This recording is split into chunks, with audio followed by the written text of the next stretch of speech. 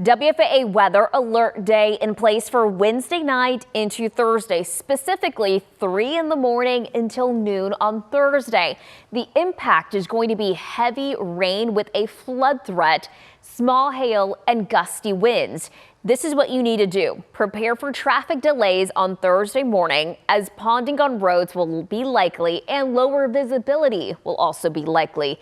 You also want to make sure to have the WFAA app downloaded. If there happens to be a warning during that time frame, it'll get alerted right onto your smartphone. Now, temperatures are going to go up, but so is rain coverage. We are looking at about a 30% rain coverage Tuesday night, going up to 70% coverage Wednesday. The highest rain coverage, though, comes Wednesday night into Thursday morning when we're looking at 90% coverage. This is also when we are expecting our heaviest rain. Between Wednesday and Thursday, we're going to accumulate 2 to 3 inches of rainfall. That does include Parker, Tarrant, Dallas, Rockwall, Kaufman County to the north. On the outskirts of that, where you see the blue and the purple, this is where we could see 1 to 2 inches of rainfall. Our western counties, less than 1 inch of rain. So you can kind of see where some of that heavier rain will certainly focus itself come Wednesday into Thursday. This is what it'll look like. I'm starting the clock here. Tuesday, 7 p.m.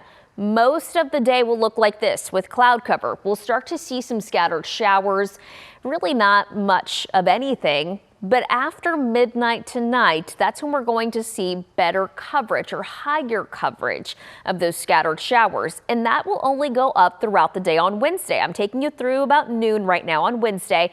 You can still see scattered rain in the area. This is going to be scattered in nature, and it's going to be relatively light. At times Wednesday afternoon, let me take you there. We're going to see some spots with heavier rain, maybe a few isolated thunderstorms. We talked about the potential for some small hail and gusty winds. Not quite just yet at this time frame. That's going to hold off until later. Let me show you that. This is Wednesday around 8 p.m. We'll start to see a bit better development west of I-35. All eyes west of I-35 then around midnight, Wednesday going into Thursday. This is when we start to see some of that heavier rain pile in. This will eventually take over the I-35 corridor, especially north of Interstate 20, sometime around 4 or 5 in the morning. This is when we're going to see that heavy rain really pushing in. This is when we're going to see our highest coverage of rain between 4 and 7 in the morning looking likely. And then this will continue to progress towards the east. Now, I showed you that severe weather potential. Again, up to quarter-size hail, so small hail, wind gust of 50 to 60 miles per hour, and the localized flooding, which is the highest concern. Right now, it's a level 1 marginal risk on Wednesday night into Thursday morning. Let's talk you through Thursday morning. 7 to 9, we see this really start to shift towards the east. And I want to point out areas south of Interstate 20 at this point.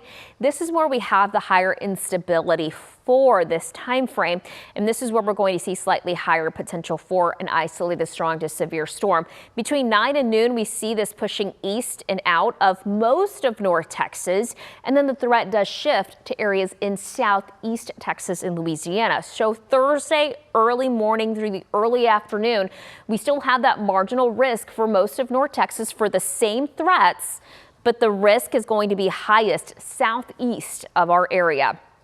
As far as rain accumulations, like I said, 2 to 3 inches of rain looking possible, and it dries out Thursday night going into Friday. So a quick look at your 14-day forecast showing those temperatures climbing the next several days as our rain chances go up as well. So no need to worry about winter weather, but we need to be on the lookout for the potential of flooding come Thursday. And then we're looking at drier conditions over the weekend.